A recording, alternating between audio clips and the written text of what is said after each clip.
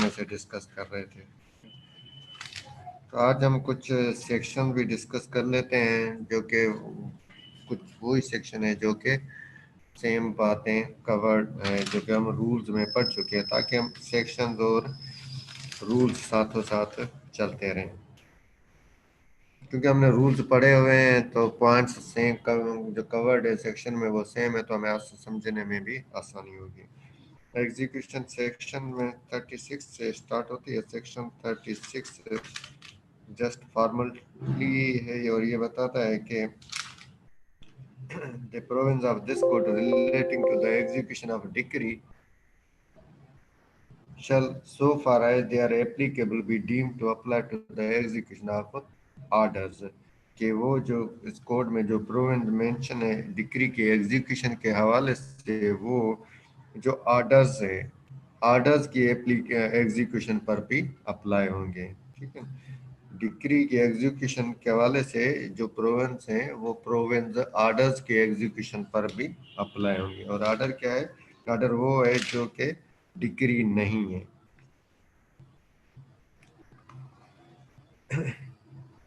37 section में just ये define किया गया है कि definition of court which passed a decree के जिस कोर्ट जिसने डिक्री जिस कोर्ट ने डिक्री पास की है उसकी क्या डेफिनेशन है। The expression court which passed a decree or words to that effect shall in relation to the execution of decrees, unless there is anything repugnant in the subject or context, be deemed to include के जो term है जो expression है court विच past ए decree के जिस court ने decree pass की हो या उससे मुतल्लिका जो लफ्ज़ है डिक्री के एग्जीक्यूशन के हवाले से, उसमें क्या शामिल है कि where the decree to be executed has been passed in the exercise of appellate jurisdiction, the court of first instance।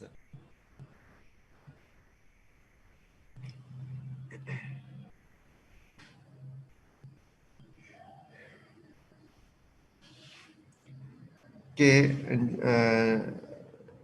Court जिसने डिग्री पास की है उस टर्म के उस एक्सप्रेशन उस टर्म की में कौन सी कोर्टें शामिल है। तो पहला ए में बताया गया है कि where the decree to be executed has been passed in the exercise of appellate jurisdiction, the court of first instance।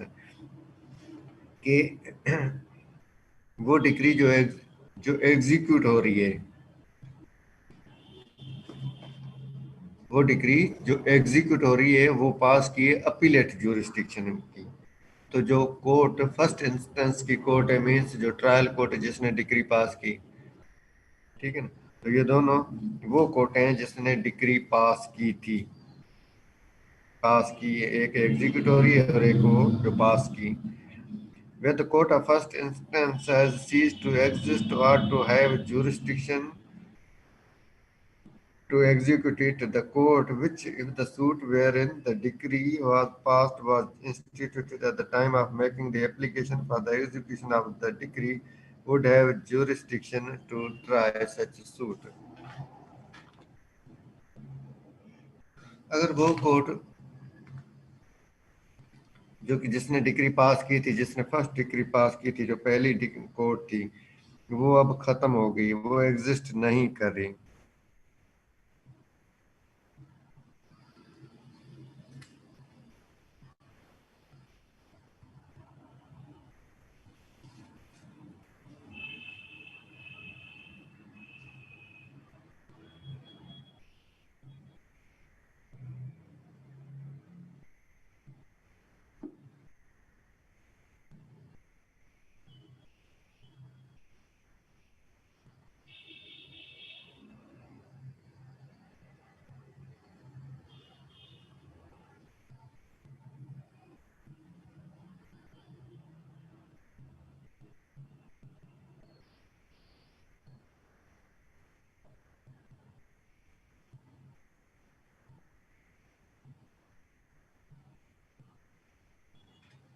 वो कोर्ट जिसने डिग्री पास की थी वो अब एग्जिस्ट नहीं कर रही, या ये कि उसको एग्जीक्यूशन की जूरिस्डिक्शन है।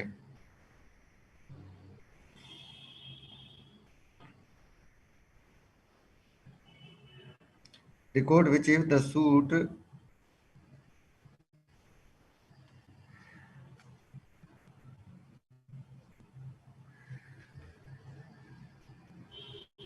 the court which if the suit wherein the decree was passed was instituted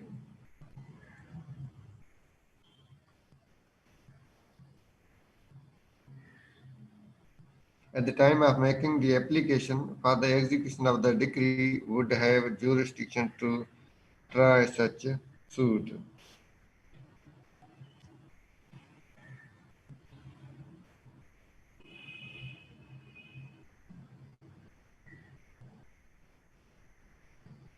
तो वो कोर्ट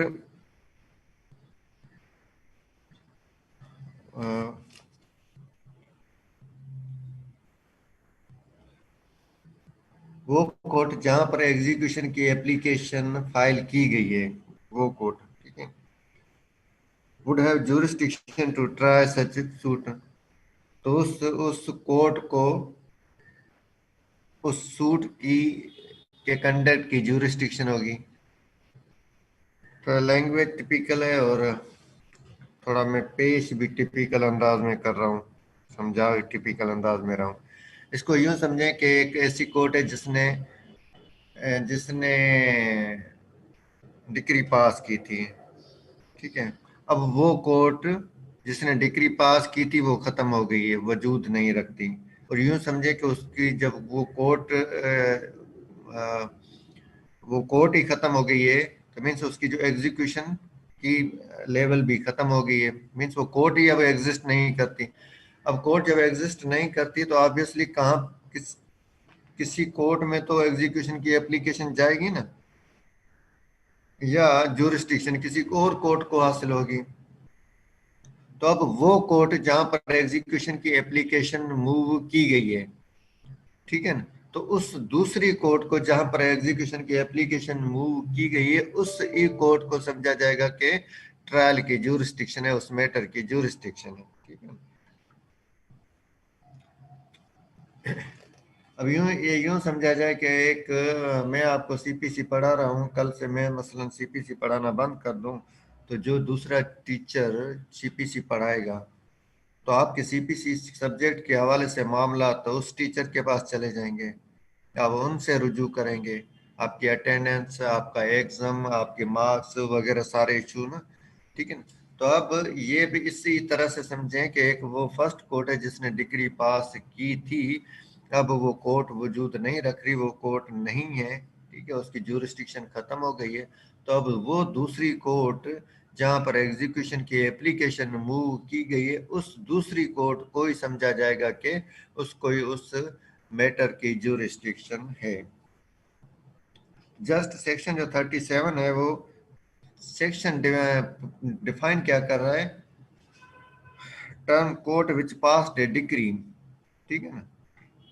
तो फर्स्ट पार्ट में तो ये था कि जिसने अगर जो डिग्री एग्जीक्यूट हो रही है, एग्जीक्यूट जो डिग्री हो रही है वो डिग्री है जो कि अपीलेट कोर्ट ने पास की है, ठीक है ना। मीन्स ट्रायल कोर्ट की डिग्री के खिलाफ अपील में गई पार्टीज और अपीलेट कोर्ट ने जो डिग्री पास की, अब अपीलेट कोर्ट की डिग्री एग्जीक्यूट हो रही है। अपीलेट कोर्ट ने समझो उसमें चेंजिंग कर दी, वेरिएशन कर दी है, ठीक है। तो इस पार्ट वन क्लास ए में बताया गया है कि एग्जीक्यूशन वाली कोर्ट और जो जो जिस कोर्ट ने फर्स्ट इंस्टेंस में फर्स्ट डिग्री पास की थी तो वो समझा जाएगा कि degree the court which passed the degree, first instance वाली कोर्ट जो है वो समझी जाएगी the court which passed A degree. Secondly वो कोर्ट जो कि जिसने डिग्री पास की थी लेकिन अब वो खत्म हो गई है, तो वो दूसरी कोर्ट जहां पर एग्जीक्यूशन की एप्लीकेशन मूव की गई है उस ई कोर्ट को समझा जाएगा कि उस सूट की ट्रायल की जुरिस्डिक्शन थी। तो अब वो ये जो दूसरी कोर्ट है वो भी इस कोर्ट में शामिल है।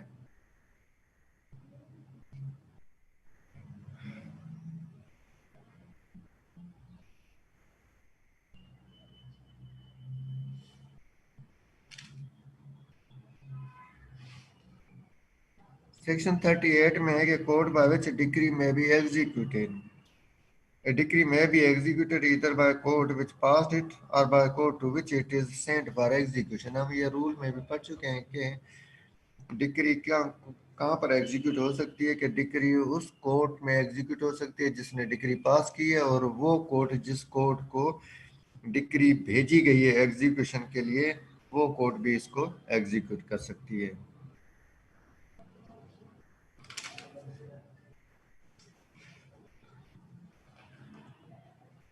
सेक्शन 39 में है कि transfer of decree. The court which passed a decree may, on the application of the decree holder, the court which passed a decree may, on the application of the decree holder, send it for execution to another court. कि वो court जिसने decree pass की है वो decree holder की application पर decree किसी और कोर्ट को एग्जीक्यूशन के लिए भेज सकती है। क्यों, वजह क्या है कि if the person against whom the decree is passed actually and voluntarily resides or carries on business or personally works for gain within the local limits of the jurisdiction of such other court, के वो जो दूसरी court है वो वो जो judgement debtor है जिसके खिलाफ डिक्री पास की गई है,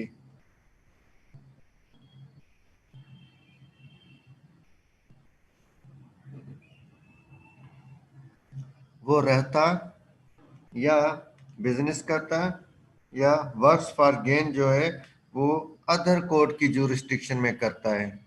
ठीक है, तो लिहाजा डिक्री होल्डर जिस कोर्ट ने डिक्री पास की थी उसको अप्लाई कर रहा है कि डिक्री जो है वो ट्रांसफर की जाए अदर कोर्ट की जुरिस्डिक्शन में, क्योंकि अब वो रहता वहाँ है या उसका बिजनेस वहाँ है या वो काम काज वहीं करता है या उसकी प्रॉपर्टी वहाँ है। If such person has no property within the local limits of the jurisdiction of the court which passed the decree, ठीक है, sufficient to satisfy such a decree and has property within the local limits of the jurisdiction of such other court, कि वो court जिसने decree pass की थी उसकी jurisdiction में जो प्रॉपर्टी है वो सफिशिएंट नहीं है एग्जीक्यूशन के पर्पस के लिए, या प्रॉपर्टी है ही नहीं या सफिशिएंट नहीं है, और अदर कोर्ट की ज्यूरिस्डिक्शन में उसकी जजमेंट डेप्टर की सफिशिएंट प्रॉपर्टी है, तो लिहाजा डिक्री को ट्रांसफर किया जाए। और if the decree directs the sale or delivery of immovable property situated outside the local limits of the jurisdiction of the court which passed it,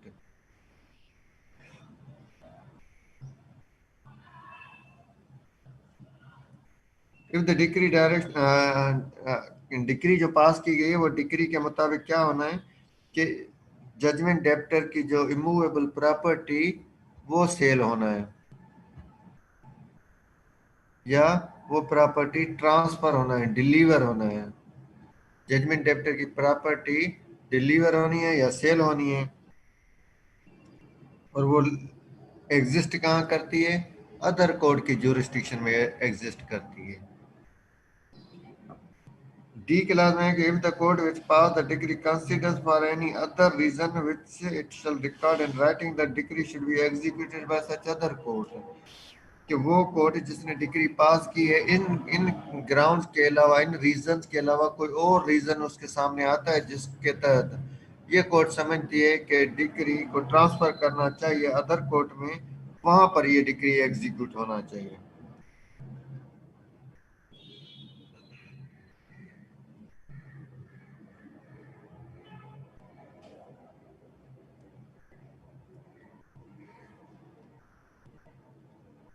तो इन grounds के बिना पर ये जो कोर्ट है जिसने डिग्री पास की है वो ये डिग्री भेज देगी अदर कोर्ट को भेज सकती है। सब सेक्शन 2 में है कि the court which passed a decree may of its own motion send it for execution to any subordinate court of competent jurisdiction. First part में क्या था कि जो डिक्री होल्डर है वो अप्लाई कर रहा है, एप्लीकेशन मूव कर रहा है for the transfer of the decree. Second part जो सेकंड सब सेक्शन 2 है वो क्या कह रहा है, सब सेक्शन 2 कह रहा है कि जिस कोर्ट ने डिक्री पास की है वो अपने तौर पर खुद अपनी सबऑर्डिनेट कोर्ट को जो कि कॉम्पिटेंट है जुरिस्डिक्शन के पॉइंट ऑफ व्यू से, उसको ये डिक्री भेज सकती है फॉर एग्जीक्यूशन। मसलन हाई कोर्ट डिक्री भेज सकती है डिस्ट्रिक्ट कोर्ट को या अदर सबऑर्डिनेट कोर्ट को जो कि कॉम्पिटेंट हो जुरिस्डिक्शन के पॉइंट ऑफ व्यू से, कि ये डिक्री एग्जीक्यूट की जाए।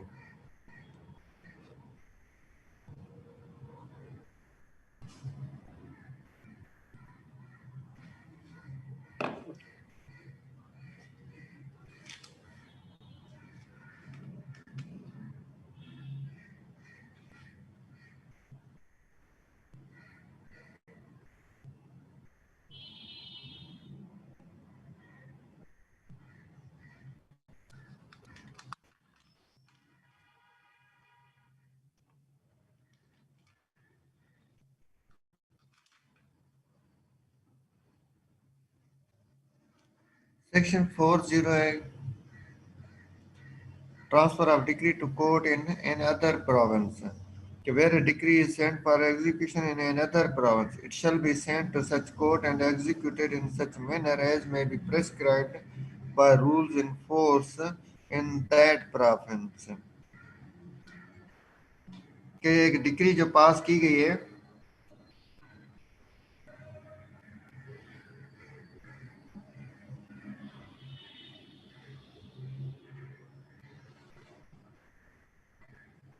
कि अगर डिक्री जो है वो ट्रांसफर की जाती है अदर प्रोविंस में, तो अदर प्रोविंस में जिस कोर्ट की जुरिस्डिक्शन में वो पास होना है, जिस कोर्ट की जुरिस्डिक्शन में वो पास होना है, उस कोर्ट को डिक्री भेजी जाएगी और वहां पर वो एग्जीक्यूट होगी उन रूल्स के तहत जो उस प्रोविंस है, जिस प्रोविंस में डिक्री ट्रांसफर की गई है, उस प्रोविंस में जो रूल्स एप्लीकेबल है उन रूल के मुताबिक वो डिक्री एग्जीक्यूट होगी।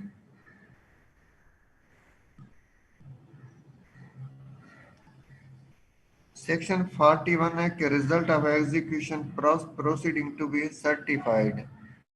The court to which a decree is sent for execution shall certify to the court which passed it the fact of such execution, or where the former court fails to execute the same, the circumstances attending such a failure. वो court जिसको decree transfer की गई है वो execute करेगी और execution की जो भी रिपोर्ट है वो भेज देगी उस कोर्ट को जिसने डिक्री ट्रांसफर की थी। और अगर डिक्री एग्जीक्यूट नहीं हो सकती या नहीं हो पाती, जो भी रीजन हो उसके नॉन एग्जीक्यूशन के, तो ऐसी सूरत में ये भी बताया जाएगा कि इन वजूहात के बिना पर ये डिक्री एग्जीक्यूट नहीं हो सकी।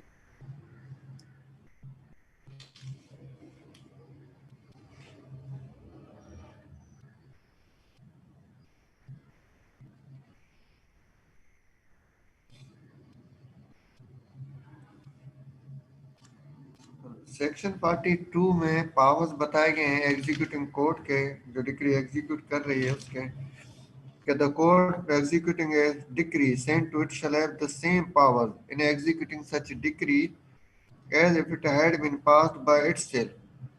कि वो कोर्ट जिसको डिक्री ट्रांसफर की गई है एग्जीक्यूशन के लिए, उसको सारे पावर्स होंगे डिक्री की एग्जीक्यूशन के हवाले से बिल्कुल इस तरह से जैसा कि खुद इस ई कोर्ट ने वो डिक्री पास की हो। All person disobeying or obstructing the execution of the decree shall be punished by such court in the same manner as if it had passed the decree। अगर कोई उस डिक्री के execution में obstruction create करता है, disobey करता है court के ऑर्डर, तो ऐसी सूरत में कोर्ट को ये पावर है, ये इख्तियार है कि उस शख्स को पनिश करे, बिल्कुल इस तरह के इस ई कोर्ट ने ये डिक्री पास की है। And its order in executing such decree shall be subject to the same rules in respect of appeal as if the decree had been passed by itself। और ये कोर्ट जिसको decree transfer की गई है वो execution में जो orders pass करेगी, वो ऑर्डर्स इस तरह से ही अपीलेबल होंगे जिस तरह खुद इस ही कोर्ट ने ये डिक्री पास की हो।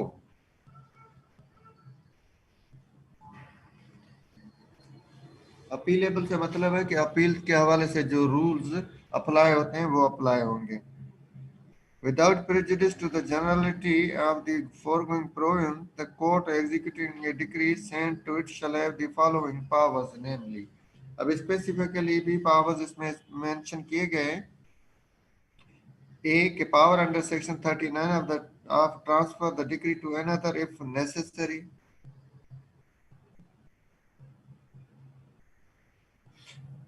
के सेक्शन 39 के तहत डिक्री को किसी और कोर्ट में ट्रांसफर डिक्री किसी और कोर्ट में भी ट्रांसफर कर सकती है अगर जरूरी हो तो।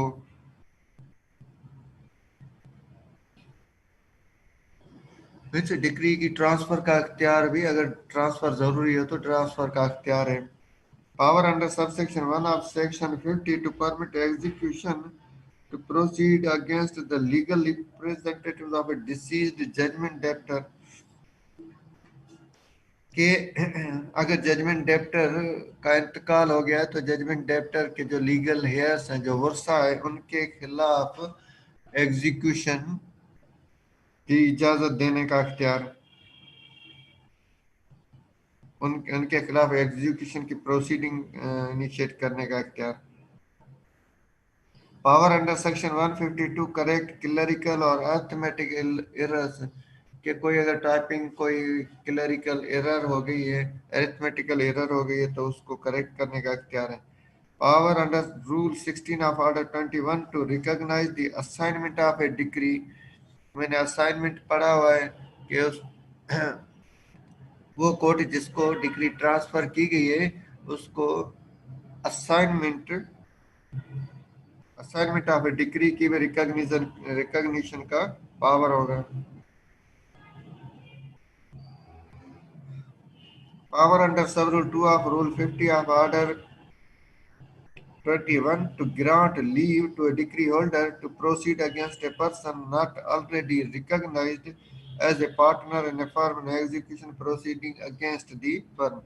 हमने रूल 50 तो अभी तक नहीं पढ़ा, लेकिन अब ये कह रहा है कि रूल 50 के सब रूल 2 के तहत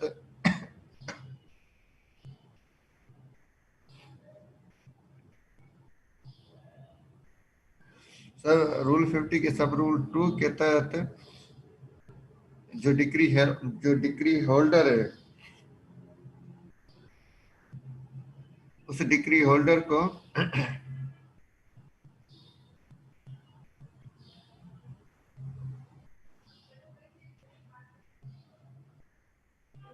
उस डिक्री होल्डर को फर्म के अगेंस्ट जो एग्जीक्यूशन जो है वो फर्म के अगेंस्ट है तो फर्म के अगेंस्ट एग्जीक्यूशन में वो शख्स जो कि पहले पार्टनर डिक्लेयर नहीं था, ठीक है, उसके अगेंस्ट प्रोसीडिंग इनिशिएट करने की इजाजत देने का इख्तियार है, ठीक है ना। डिक्री एग्जीक्यूट किसके खिलाफ हो रही है? फर्म के खिलाफ, और फर्म का एक ऐसा शख्स है जो कि पहले पार्टनर डिक्लेयर नहीं था, अब उसको पार्टनर के तौर पर अब उस शख्स जो पहले से पार्टनर डिक्लेयर नहीं था अब वो पार्टनर डिक्लेयर हुआ है तो उस शख्स के खिलाफ प्रोसीडिंग इनिशिएट करने की इजाजत देने का इख्तियार है। F clause है कि power under clause B of sub rule 1 of rule 53 of order 21 to give notice of attachment of decree passed by an other court।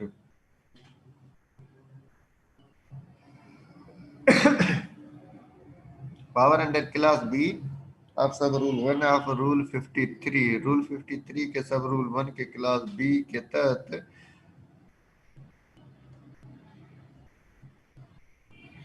जो डिक्री है किसी और कोर्ट ने डिक्री पास की है उस डिक्री की अटैचमेंट का इख्तियार, ठीक है।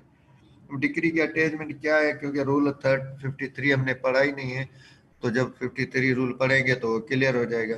तो ये कह रहा है कि उस डिक्री की अटैचमेंट का भी इख्तियार है। अब ये जो सेक्शन 42 है, सेक्शन 42 में स्पेसिफिकली ये पावर्स बताए गए हैं उस कोर्ट के जो कि जिसको डिक्री ट्रांसफर की गई है for the purpose of execution. इसके बाद जो सेक्शन है 43, 44, 45 44 omitted है, 44A, 44A,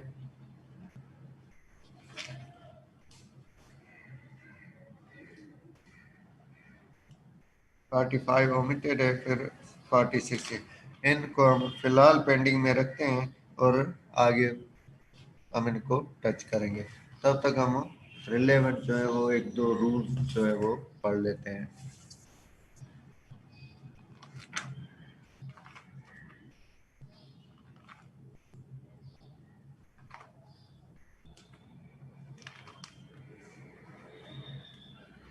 ये बातें जो अभी हमने सेक्शन में पढ़ी, ये ऑलरेडी हमने रूल्स में पढ़ी हुई है, लेकिन सेक्शन के पॉइंट ऑफ व्यू से सेक्शन भी कवर हुए थे।